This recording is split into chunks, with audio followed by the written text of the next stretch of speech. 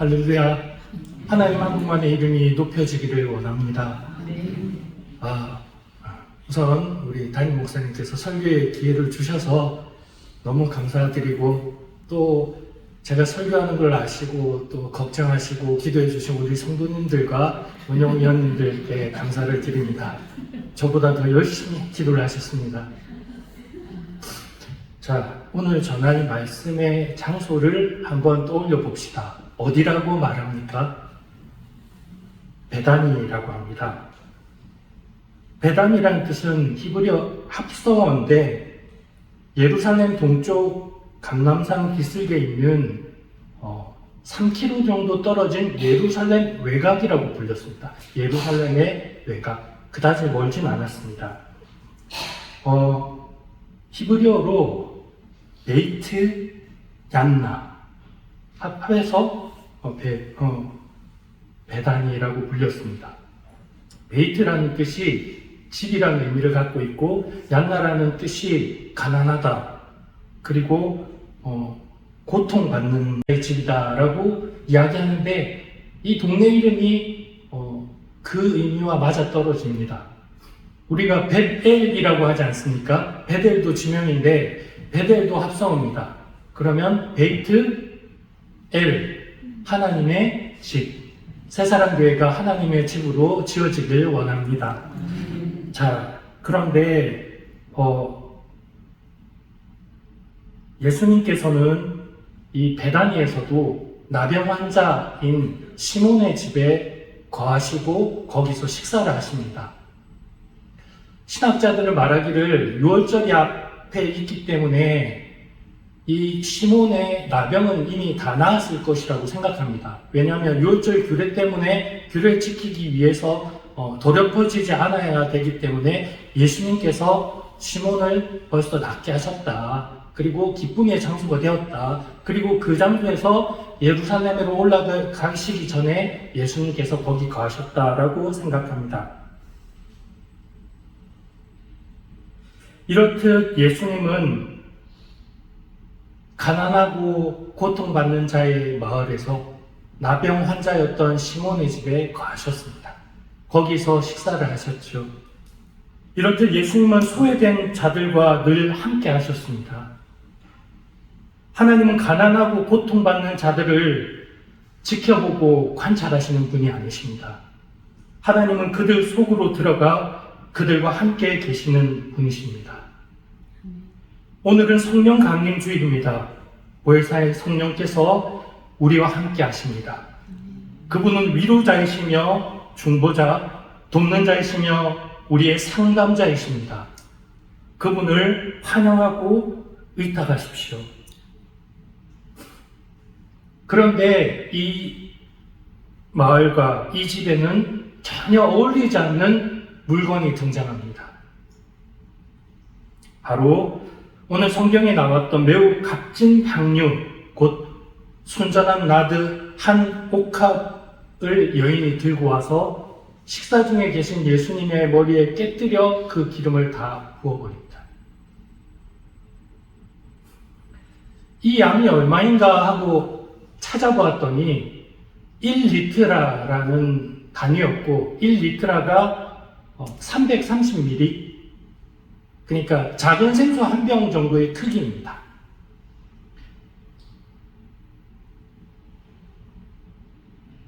이 향유를 가져온 여인의 이름을 성경에서는 마가복음에서 발견할 수가 없습니다. 이 여인에게 어떤 사연이 있는지 이야기하지도 않습니다. 또한 이 향유가 그녀에게 어떤 의미였는지도 알 수가 없습니다. 그녀는 다만 옥합을 깨뜨려서 향유를 주님의 머리에 부었습니다. 그 향기가 시몬의 집에 가득하였습니다. 이를 목격한 사람들의 반응이 이러했습니다. 어떤 사람들이 서로 화를 내어 말하되, 이 향유를 어찌 허비하는가? 이 향유를 300데나리온 이상에 팔아서 가난한 자들에게 줄 수 있었겠도다라고 그 여자를 책망합니다. 나드향이 가득한 그 집에서 사람들이 화를 내며 향유를 어찌 허비했냐고 말합니다. 그리고 빠른 계산으로 그 값을 매깁니다. 1데나리온이 노동자 하루의 품삯이기 때문에 300데나리온은 노동자가 1년간 꼬박 일해서 모은 돈이므로 굉장히 값진 향유라고 할 수 있습니다.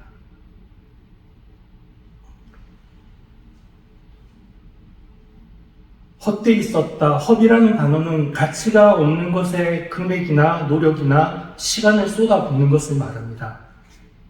그녀를 책망하며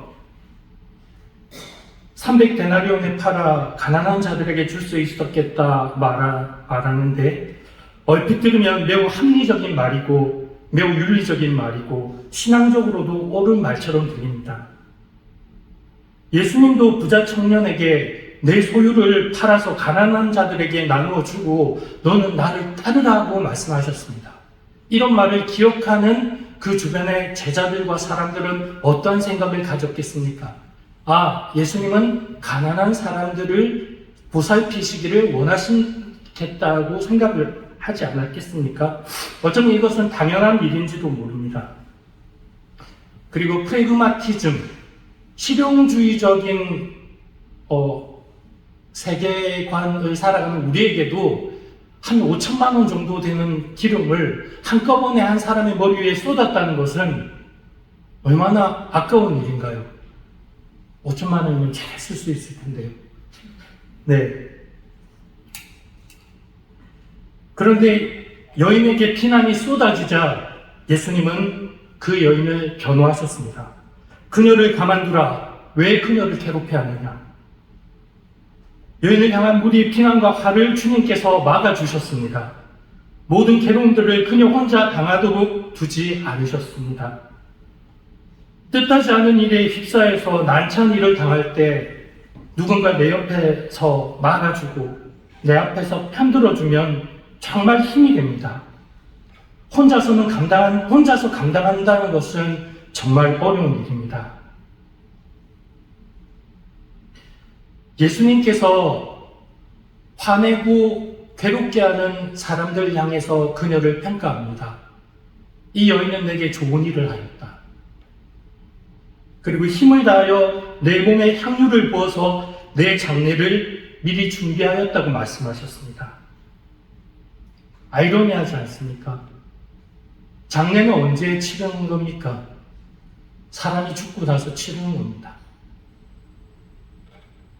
그런데 예수님께서는 이 여인에게 평가를 하셨습니다.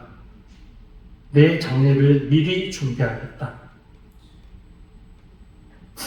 그러나 사람들은 자기가 언제 죽을지 모르지만 예수님께서는 제자들에게 자기가 죽으실 것과 사흘 만에 살아나실 것을 마가복음에 말씀하셨습니다.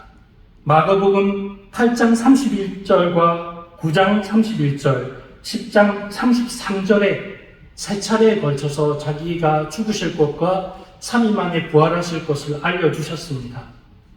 그런데 이 성경에 있다 보면 독특한 부분이 있습니다. 이렇게 자신의 죽음을 알려주셨을 때 그 다음의 행동이 참 독특합니다. 자기가 죽고 사흘 만에 살아날 것을 이야기하자 처음에는 베드로가 예수님을 붙들고 항변합니다. 주님 안 됩니다. 무슨 소리를 하십니까? 그리고 두 번째 이야기를 하셨을 때는 길에서 토론이 벌어집니다. 그래서 예수님께서 너희들 무슨 토론하고 있었니? 라고 물으니까 제자들이 말하되 우리 중에 누가 큰지 이야기하고 있었다. 그리고 세 번째 주님이 죽으실 것을 이야기하셨는데 그 다음에 일어난 일은 세베대의 아들 야고보와 요한이 예수님께 부탁을 합니다. 주님, 영광 중에 우리를 하나는 주님의 우편에 하나는 주의 좌편에 앉게 하여 주옵소서. 제자들은 예수님을 명확하게 주님 당할 것과 3일 만에 부활하실 것을 들었지만 그 말씀에 대해 거부하고 회피하였습니다. 오늘 이 말씀이 전해진 것은 상당히 급박한 시간이었습니다. 이 말씀 앞에는 대제사장들과 서기관들이 이제 예수를 죽일 것을 모의합니다. 그리고 이 사건이 일어나고 나서는 제자인 가룟 유다가 예수님을 팔아 넘기려는 생각을 가지고 있고, 그 외에는 이제 예수님의 죽음이 가까이 오면서 잡히시고 고통당하시고 십자가에 죽으시는 일이 다이렉트로 펼쳐집니다. 그런데 이 급박한 순간에 이 향유를 붓는 사건이 발생합니다. 많은 사람들이 크로노스적 시간 개념을 가지고 있었다면 이 여인은 카이로스적인 행동을 하였습니다. 우리는 그녀의 의중을 알 수 없습니다.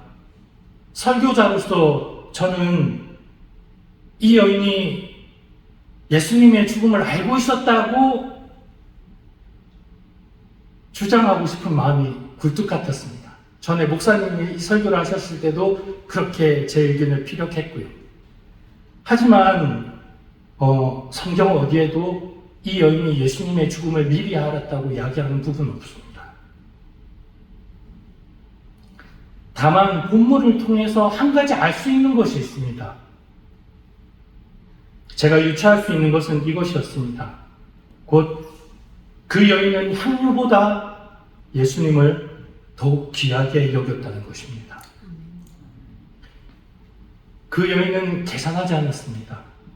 그 여인은 아끼지 않았습니다. 그 여인은 자기에게 가장 귀한 것을 주님께 드렸습니다.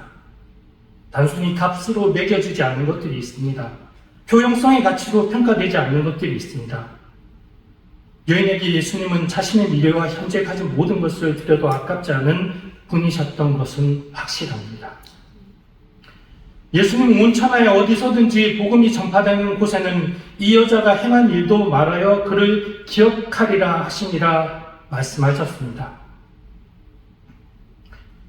제가 오늘 이 본문을 정한 이유이기도 합니다. 예수님께서 복음이 전해지는 곳마다 이 여인이 행한 일과 이 여인을 기억하라, 전파하라고 하셔서 저도 어쩔 수 없이 설교를 준비하는데 이 말씀이 저희 발목을 꽉 잡아서 이 설교를 하라고 명령하시는 것 같아서 오늘 말씀을 준비했습니다. 그런데 여기서 저는 난관에 봉착했습니다. 복음이 전파되는 곳에 이 여인이 행한 일도 말하여 기억하라고? 복음을 전할 때마다 꼭 그래야 되는가? 복음이 한 날개라면 이 여인이 행한 일은 다른 날개인가? 이렇게 생각하다가 어려움이 봉착했습니다. 나는 어떻게 하나? 그런데 제가 깨달은 바는 이렇습니다. 여인의 행동은 하나의 기표고 표지였다라고 생각이 들더라고요. 스니피앙, 스니피에 프랑스어로 의미를 나타냅니다. 언어학자 소시르가 이야기를 한 부분인데요. 우리가 원, 서클 생각할 때 원의 정의는 무엇인가요? 평면에서 임의한 점에서 동일한 거리에 떨어진 무수한 점들의 모임을 우리 원이라고 합니다. 원이라는 의미의 단어는 스니피앙, 그리고 그 의미는 스니피에. 저는 어떻게 봤냐면 이 여인이 행한 일과 이 여인을 스니피앙으로 보았습니다. 즉 손가락, 그리고 예수님의 복음을 손가락이 가리키는 곳으로 보았습니다.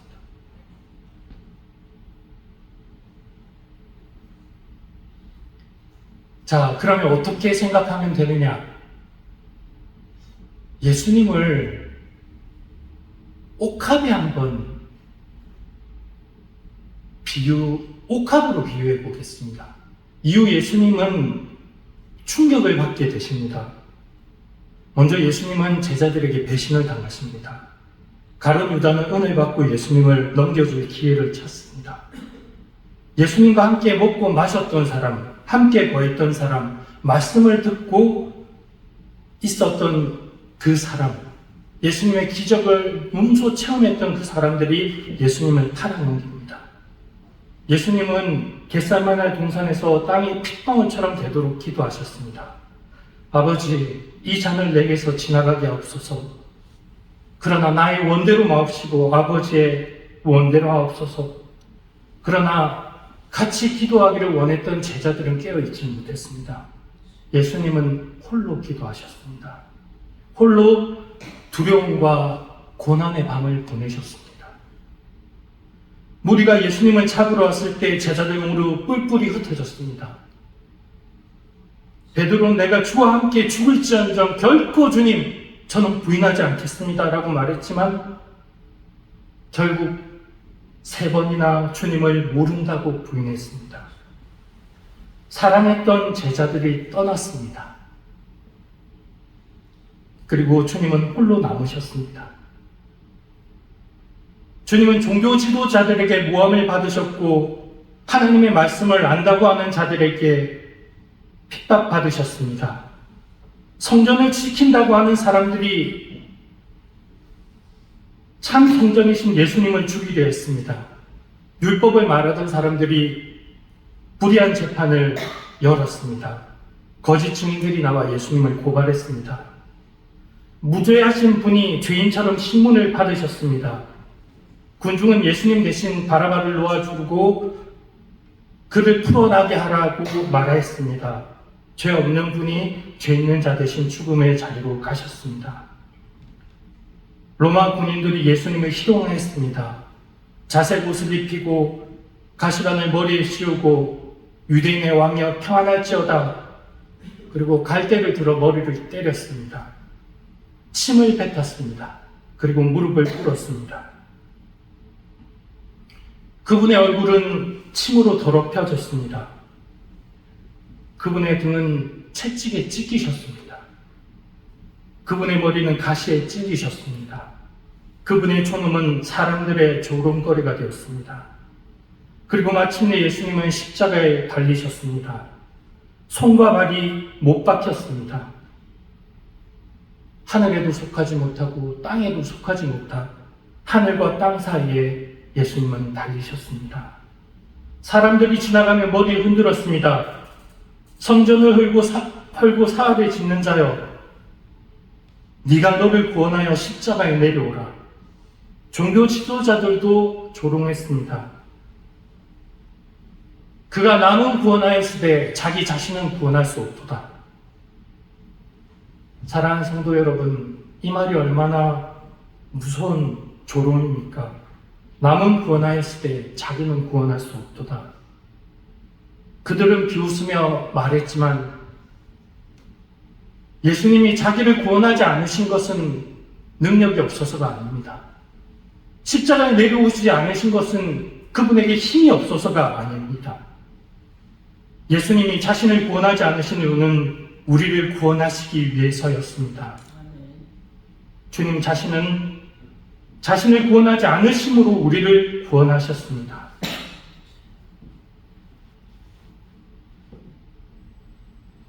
심지어 함께 십자가에 달린 죄인마저 예수님을 조롱했습니다.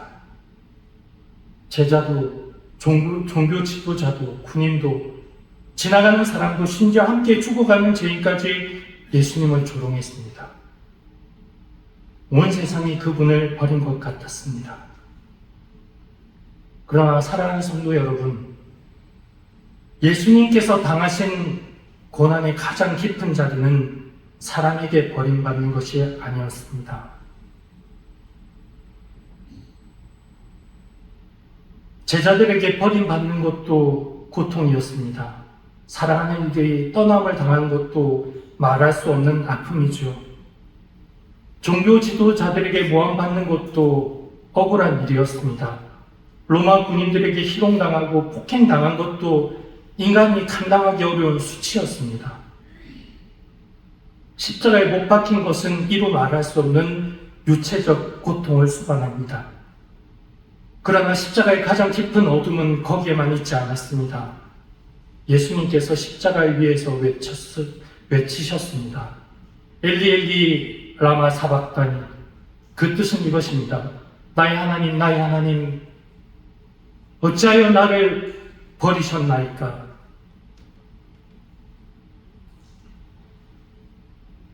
이것은 비유하자면 예수님이란 옥합이 완전히 깨뜨려진 이유입니다. 예수님은 사람들에게만 버림받으신 것이 아니십니다. 죄인들을 대신하여 하나님의 심판 아래 서셨습니다. 우리가 받아야 할 버림을 그분이 받으셨고 우리가 감당해야 할 저주를 그분께서 맡으셨습니다. 우리가 마셔야 할 진노의 잔을 그분이 마셨습니다. 이것이 십자가의 중심입니다.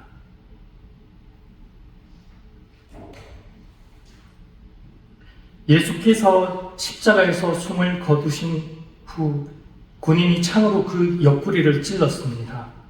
요한복음은 그때 예수님의 옆구리에서 피와 물이 쏟아져 나왔다고 증언합니다. 예수님의 몸이 찢기고 옆구리가 찔렸을 때 피와 물이 흘러나왔습니다. 향유가 온 집 안에 퍼졌듯이, 향기가 펴졌듯이 예수님의 십자가 사랑은 온 세상에 퍼졌습니다. 의인을 위해 죽는 것도 어려운 일이고 선한 사람을 위해 희생하는 것도 쉬운 일은 아닙니다. 그런데 예수님은 경건한 자를 위해 죽은 것이 아닙니다. 예수님은 죄인을 위해 죽으셨습니다. 하나님을 사랑하는 자들 위해서 죽으신 것이 아닙니다. 하나님과 원수되었던 자들 위해서 죽으셨습니다. 주님을 따르는 자들을 위해서 죽으신 것이 아닙니다. 주님을 부인하고 떠나간 자들 위해서 죽으셨습니다. 믿음이 강한 자들 위해서가 아니라 두려워하고 흔들리고 부인하고 배반하는 자들을 위해서 죽으셨습니다. 이것이 하나님의 사랑이고 이것이 구원이고 이것이 복음입니다. 복음이 전파되는 곳마다 이 이야기가 기억된다고 하는 것은 이 여인이 중심이 된다는 뜻이 아닌 것 같습니다. 오히려 이 여인의 이야기를 통해 예수님의 십자가가 기억된다는 뜻입니다. 이 여인을 기억한다는 것은 결국 깨뜨려진 옥합 너머로 깨뜨려지신 예수님을 기억하는 것입니다. 부어진 향유 너머로 부어주신 예수님의 생명을 기억해내는 것입니다. 장례를 준비한 여인의 사랑 너머로 죄인들에게 영원한 생명을 주신 주님의 사랑을 기억하는 것입니다. 고린도전서 1장 23절에 이렇게 말하고 있습니다. 유대인은 표적을 구하고 헬라인은 지혜를 찾으나 우리는 십자가에 못 박힌 그리스도를 전하니 유대인에게는 거리끼는 것이요 이방인에게는 미련한 것이로되 오직 부르심을 받은 자들에게는 유대인이나 헬라인이나 그리스도는 하나님의 능력이요 하나님의 지혜니라 말씀하십니다. 그러므로 십자가는 실패가 아닙니다. 십자가는 하나님의 사랑입니다. 낭비가 아닌 하나님의 구원입니다. 십자가는 우리를 살리기 위해 하나님께서 아낌없이 부으신 사랑입니다. 사랑하는 성도 여러분, 오늘 우리가 이 복음, 이 말씀을 통해서 붙들어야 할 것은 바로 예수 그리스도의 십자가와 하나님의 구원하심입니다.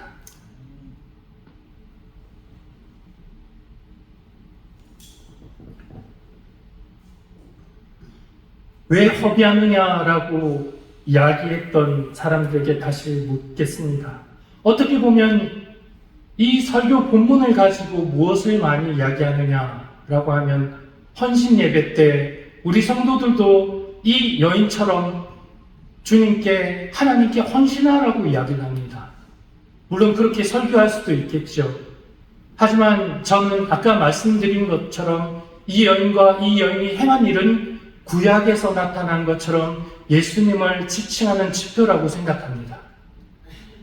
이 사건을 통해서 우리가 느끼고 바라봐야 될 것은 바로 예수님의 십자가입니다. 그래서 우리가 앞에 보이는 십자가를 향해서 이렇게 고백해야 합니다. 주님, 어찌하여 저 같은 자를 위해서 허비되셨습니까? 하나님의 독생하신 아들께서 어찌를 우리 같은 자를 위하여 죽으셨습니까?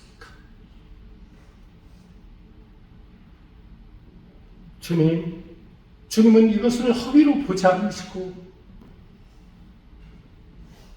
당신의 사랑으로 나타내셨습니다. 이것은 죄인을 향한 하나님의 사랑입니다. 이것은 영원한 생명을 부어주신 참된 주님의 복음입니다.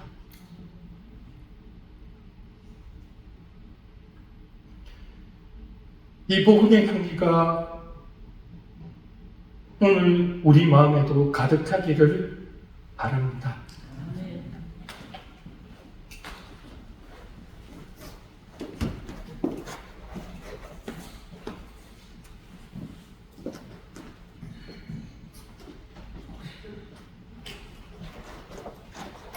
귀한 말씀 감사합니다.